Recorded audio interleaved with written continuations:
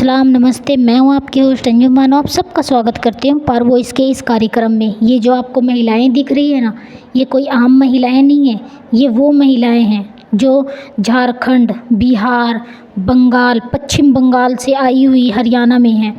ये महिलाएं अलग अलग ज़िलों से हैं, जैसे कि कोई कहीं से है, कोई कहीं से। ये महिलाएं एक दूसरे को नहीं जानती, एक दूसरे से नहीं मिली, पर जब ये पारोमौलिक बैठक हुई तो ये महिलाएं एक दूसरे से मिली। किसी की बहन है तो कोई किसी की बुआ है, किसी की मासी है। ये सारी हैं जो एक दूसरे से मिलके बहुत ज़्यादा खुश हुई। ये जो है कोई कोई तो ऐसी है महिला इसमें जो अलग एक ही शहर से है पर अलग अलग गांव से। जब वो एक दूसरे से मिली तो मैं आपको बता नहीं सकती कि इनके चेहरे पे जो खुशी थी, जो इनके चेहरे पे जो एक था ना कि हाँ हमारे घर वाले। इनमें एक ये बात होता है, यहाँ पे मैं इन्हें बता रही हूँ कि जो महिलाएं हरियाणा में आई हुई हैं वो कैसे अपने हक के लिए, अधिकार के लिए खड़ी हो सकती हैं। यहाँ पे जो है मैं इन्हें बता रही हूँ कि ये जो महिलाएं हैं ये एक दूसरे से मिलके बहुत ज़्यादा खुश हुई। यहाँ तक कि मैं भी इनसे जब मिली तो मैं बहुत ज़्यादा खुश हुई कि हाँ मेरी बहन है। आपको मैं बता नहीं सकती कि मेरे जो झारखंड ज़िले से है, न जाने कितनी सारी महिलाएं मुझे मिली। उन्होंने बताया कि मैं यहाँ से हूँ दीदी, मैं यहाँ से हूँ। तो मतलब मुझे खुद को इतनी ज़्यादा खुशी हुई कि भाई मुझे लगता था कि मैं अपने ज़िले से, मतलब मैं झारखंड से अकेली हूँ, पर इतनी सारी मेरी बहनाएँ भी है। ये जो महिलाएँ आपको दिख रही है ना, ये हरियाणा में आने के बाद इनकी ज़िंदगी बदल जाती है। इन्हें घर से बाहर नहीं निकलने दिया जाता है, इन्हें मारा पीटा जाता है, इनके साथ हिंसा होता है। पर ऐसा नहीं कि सबके साथ होता है, नहीं। कुछ कुछ महिलाएं हैं इनमें जिनके साथ ये सब कुछ होता है। किसी के पति शराब पीते हैं तो किसी के पति काम पे नहीं जाते, कोई महिला खुद घर चलाने के लिए कमा रही है। ये जो महिलाएं यहाँ पे इकट्ठी हुई हैं ये अपनी दुख को, अपनी तकलीफ़ को खुद बयां करती है। और मैं यहाँ पे इन्हें बता रही थी कि भाई हमें खुद के लिए खुद ही खड़ा होना पड़ेगा। हमारे लिए कोई खड़ा नहीं होगा, ना हमारा परिवार आएगा, ना हमारे भाई आएंगे, ना हमारे रिश्तेदार आएंगे। हमें एक दूसरे का सहारा बनना होगा, हमें एक दूसरे के लिए खड़ा होना होगा। और यहाँ पे जो है आप देख सकते हो जो ये सारी महिलाएं हैं कैसे इकट्ठे बैठ के मेरी बातों को सुन रही है। यहाँ पे जो है मैंने इन्हें पारो वॉइस के बारे में बताया। पारो वॉइस क्या है? पारो वॉइस अनकही महिलाओं की आवाज़ है। पारो वॉइस हर एक महिला के साथ है जो अपनी आवाज़ उठाना चाहती है, हर उस महिला के साथ है जो अपने लिए खड़ी होना चाहती है। तो यहाँ जो है सारी जो मेरी बहनाएं हैं वो मेरी बातों को बहुत बहुत ज़्यादा गौर से सुन रही थी। और मैं कहूँ कहीं ना कहीं वो मेरी बातों को समझ भी रही थी, क्योंकि अब देखो हम अपना घर, अपना परिवार, अपना सब कुछ छोड़ के अलग अलग ज़िलों में आ जाते हैं। हाँ, हमारे यहाँ जो है कहते हैं दहेज के ऊपर कानून बना हुआ है, पर वो कानून दिन ब दिन जो है एकदम, मैं कहूँ कि जो दहेज है वो बहुत ज़्यादा उसकी मांगें बढ़ती जा रही हैं। दहेज के ऊपर कानून बना हुआ है पर उस कानून का कोई फ़ायदा नहीं, क्योंकि दहेज हमें देना पड़ता है। और दहेज ना देना पड़े, दहेज से हम बच जाएं, इसलिए हमारे घर वाले जो हैं मजबूरी में भी कह सकते हैं, या फिर ऐसा भी कह सकते हैं कि वो सोचते हैं कि हमारे बच्चे यहाँ हम हमारे शहर से दूर जाएंगे तो शायद अच्छे रह पाएंगे, इसलिए वो हमारी शादी हरियाणा, राजस्थान, पंजाब जैसे शहरों में कर देते हैं। पर हमारे घर वालों को क्या पता कि हमें कितनी तकलीफ़ उठानी पड़ती है, कितनी चीज़ों को सेक्रीफाइस करना पड़ता है, हमें किन किन दिक्कतों से लड़ना पड़ता है, हमें किन किन मुसीबतों से को झेलना पड़ता है, ये सिर्फ हम जानते हैं।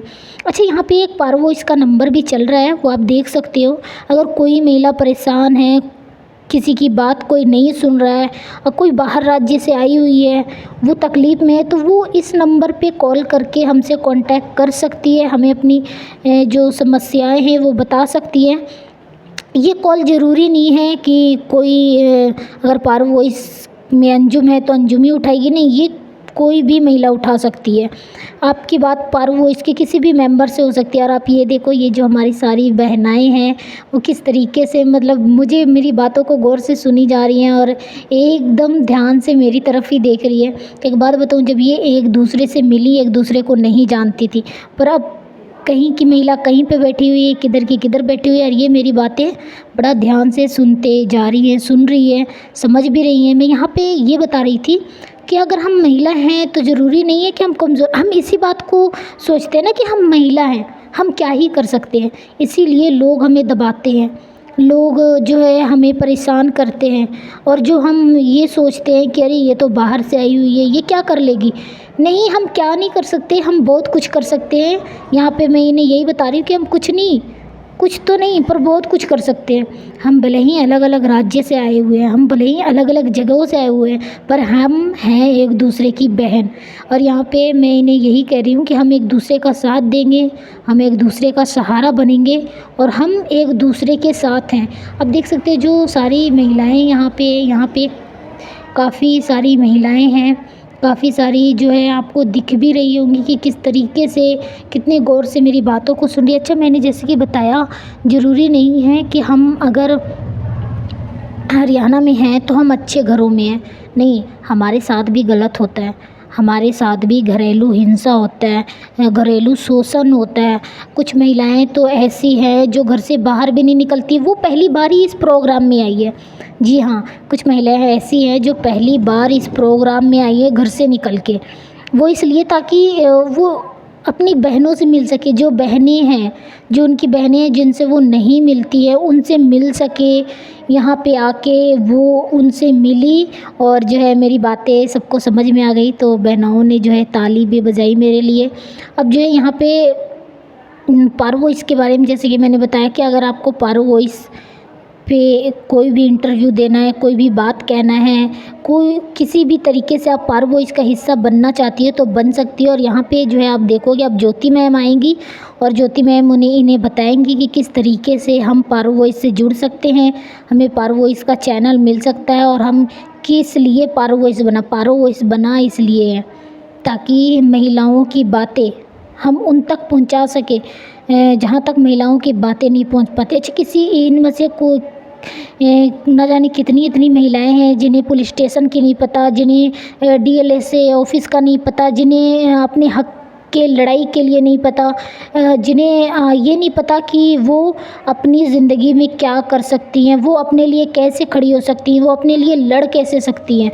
क्योंकि देखिए, हम महिला हैं इसका ये मतलब नहीं है कि हम कमज़ोर हैं, हम बेबस हैं। नहीं, यहाँ ऐसा नहीं होता है। हम घर चला सकती हैं, घर बना सकती हैं, तो हम अपने हक़ के लिए लड़ भी सकते हैं। और यहाँ पे ज्योति मैम जो है अलग अलग तरीके से एक एक से उनका नाम पूछ रही हैं और वो बहुत ज़्यादा खुश होके वो बता रही हैं। और ये जो है, ये जो ज्योति मैम ने उठाया, ये घोषणा पत्र है। इस घोषणा पत्र में क्या है मैं वो आपको बताती हूँ। इसमें इन महिलाओं के हक़ और अधिकार के मांग है। हम मांग नहीं कह सकते, मैं इसे मांग नहीं कहती, मैं इसे ज़रूरत कहती हूँ। ये जो घोषणा पत्र है, इसमें इन महिलाओं की ज़रूरत है, जैसे कि इनके घर जाने का, ये काफ़ी सालों तक अपने घर नहीं जाती। अच्छा, जैसे इनकी शादी रजिस्टर नहीं होती है, इनके अगर कोई भी महिला अगर बाहर से बच्चे लेकर आ जाए तो उन बच्चों को यहाँ पे अपनाया नहीं जाता है, उन्हें हक़ नहीं दिया जाता है। अच्छा, उसके साथ साथ जो है इन्हें घरेलू खर्च के लिए भी खुद कमाना पड़ता है। इन्हें ज़मीनों में हिस्सा नहीं दिया जाता है ये कह के कि ये बिहारो है, ये पारो है। अच्छा, इन्हें अलग अलग नामों से भी बुलाया जाता है।